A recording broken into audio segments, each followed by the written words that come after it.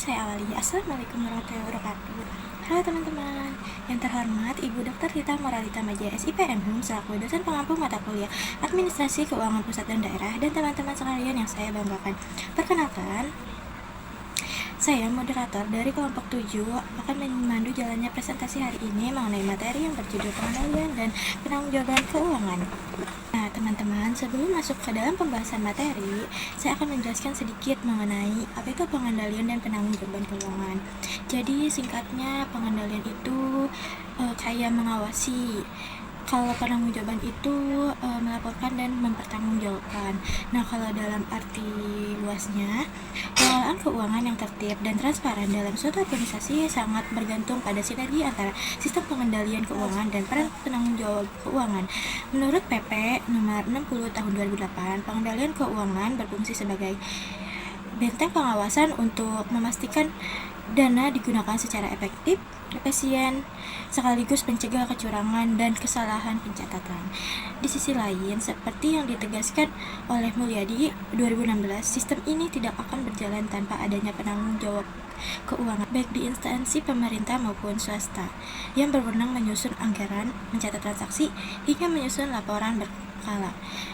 Ketika sistem pengawasan yang ketat dijalankan oleh penanggung jawab yang tepat, penggunaan dana organisasi tidak hanya menjadi lebih aman dan akuntabel, tetapi juga mampu meningkatkan kepercayaan publik secara signifikan. Nah, pembahasan yang akan kita bahas pada materi ini ialah yang pertama, pengertian pengendalian keuangan dan penanggung jawab keuangan. Yang kedua, bentuk-bentuk pengendalian keuangan daerah. Yang ketiga, mekanisme pengendalian dan penanggung-jawaban keuangan daerah. Dan yang keempat atau yang terakhir, pihak-pihak yang bertanggung jawab dalam pengelolaan keuangan daerah. Selanjutnya, di sini ada pengendalian keuangan. Pengendalian keuangan itu adalah proses mengawasi, mengatur, dan memeriksa penggunaan dana agar sesuai dengan rencana dan peraturan yang berlaku. Tujuannya itu untuk memastikan pengelolaan keuangan dilakukan secara efektif, efisien, transparan, serta dapat dipertanggungjawabkan sesuai dengan pemerintah, peraturan pemerintah nomor 60 tahun 2008.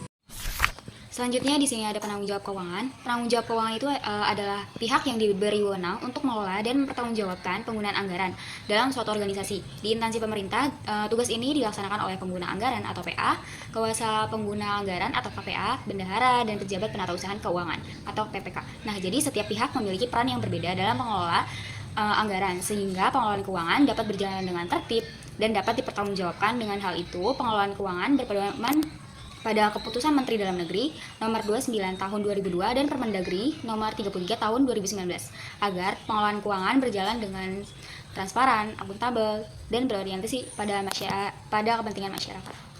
Selanjutnya yaitu bentuk-bentuk keuangan daerah. Pengendalian keuangan daerah merupakan upaya untuk memastikan pengelolaan keuangan berjalan secara efektif, efisien, transparan, akuntabel, serta sesuai dengan peraturan yang berlaku. Menurut BPKP 2002 dan Karyono 2013, bentuk pengendalian keuangan meliputi pengendalian preventif, pengendalian detektif, pengendalian korektif, pengendalian represif, pengendalian melalui sistem pengendalian intern pemerintah atau SPIP. Yang pertama itu ada pengendalian preventif, yaitu dilakukan sebelum anggaran digunakan supaya tidak terjadi penyimpangan. Kayak misalnya contohnya itu pemerintah daerah menyusun APBD terlebih dahulu sebelum dananya dipakai.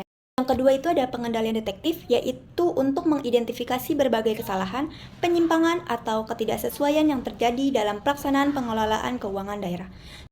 Contohnya itu kayak misalnya meriksa laporan keuangan setiap akhir bulannya. Yang ketiga itu ada pengendalian korektif, itu tindakan perbaikan yang dilakukan setelah ditemukan kelemahan dalam pelaksanaan pengelolaan keuangan. Contohnya itu jika menemukan kesalahan pencatatan keuangan, maka harus dilakukannya revisi laporan. Yang keempat itu ada pengendalian represif, itu penindakan ketika pelanggaran atau penyimpangan ini terbukti terjadi. Kayak misalnya contohnya itu kasus korupsi anggaran itu harus diproses sesuai dengan hukum. Dan yang terakhir ada SPIP, itu proses yang dilakukan secara terus-menerus oleh pimpinan dan seluruh pegawai untuk memberikan keyakinan yang memadai atas tercapainya tujuan organisasi. Selanjutnya ada mekanisme pengendalian dan pertanggungjawaban keuangan daerah.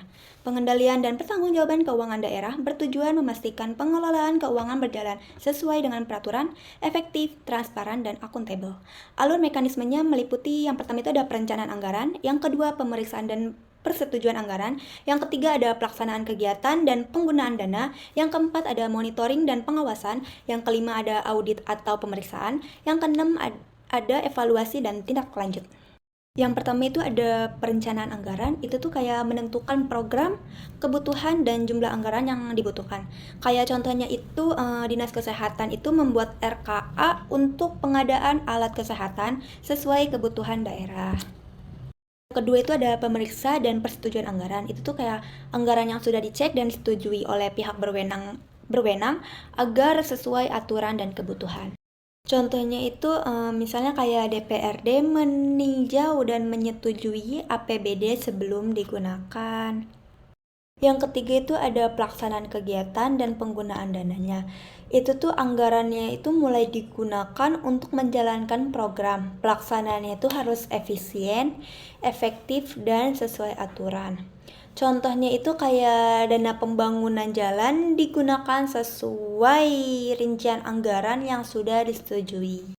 Yang keempat itu ada monitoring dan pengawasan. Itu tuh dilakukan pemantauan rutin untuk memastikan kegiatan itu berjalan sesuai rencana dan mendeteksi kesalahan lebih awal. Kayak contohnya itu misalnya inspektorat mengecek progres pembangunan sekolah. Yang kelima itu ada audit atau pemeriksaan. Pemeriksaan ini untuk menilai apakah pengelolaan keuangan sudah sesuai aturan dan tidak ada penyimpangan. Contohnya itu kayak BPK memeriksa laporan keuangan pemerintahan daerah. Yang terakhir ini ada evaluasi dan tindakan. Evaluasi ini dilakukan perbaikan jika menemukan masalah. Kayak misalnya contohnya itu jika ditemukan pemborosan anggaran, sistem diperbaiki dan pihak terkait diberi sanksi. Baik, di sini saya ingin menjelaskan terkait pihak yang bertanggung jawab keuangan. Di sini ada struktur dari penanggung jawab keuangan. Yang pertama itu ada pimpinan instansi. Pimpinan instansi adalah penanggung jawab utama dari seluruh pengelolaan keuangan. Jadi semua kebijakan besar ini berasal dari sini. Kalau ada masalah keuangan sama tetap ujungnya ke pimpinan. Jadi bisa diibaratkan pimpinan instansi ini yang memegang kendali penuh. Yang kedua ada penggunaan anggaran atau PA, pihak yang dimana memiliki kewenangan untuk menggunakan anggaran dan bertanggung jawab atas pelaksanaannya. Nah, dia ini yang punya kewenangan langsung untuk menggunakan anggaran. Jadi, PA itu diibaratkan dia yang boleh pakai uangnya, tapi bukan asal pakai, tetapi harus bertanggung jawab dan dia yang mengambil keputusan dalam penggunaan dana. Yang ketiga itu ada penggunaan anggaran atau KPA, pihak yang diberi kuasa oleh PA untuk melaksanakan sebagian kewenangan dan tanggung jawab pengelolaan anggaran. Jadi kalau PA itu tidak bisa mengurus semuanya sendiri, maka sebagian wewenangnya dilimpahkan ke KPA. Dia yang bantu menjalankan semua tugas anggaran namun tetap dalam pengawasan PA. Yang keempat itu ada pejabat penatausahaan atau keuangan atau PPK.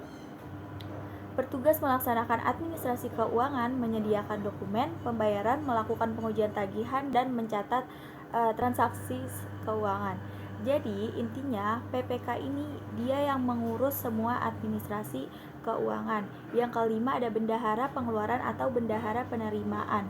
Jadi bendahara pengeluaran itu dia yang melakukan pembayaran atas beban APBN atau APBD. Bendahara penerimaan yaitu menerima, menyimpan, menyetorkan, dan mempertanggungjawabkan uang. Yang keenam itu ada staf pelaksana, di mana melaksanakan kegiatan sesuai tugas dan fungsi, serta membantu menyediakan data dan dokumen yang diberikan dalam pengelolaan keuangan. Jadi maksudnya dia yang menjadi pendukung semua proses keuangan karena tanpa staf semua sistem tidak akan jalan. Baik, selain struktur penanggung jawab keuangan yang tadi, ada juga pihak-pihak lain yang terlibat dalam pengawasan dan pengelolaan keuangan. Jadi bukan cuma instansi saja, tetapi ada juga pengawasan dari luar agar lebih transparan dan akuntabel. Nah, kalau sebelumnya kita bahas siapa saja yang menjalankan keuangan, sekarang ini tuh lebih ke siapa saja yang mengawasi dan memastikan semuanya ini berjalan dengan benar. Baik, yang pertama itu ada pimpinan instansi atau kepala daerah.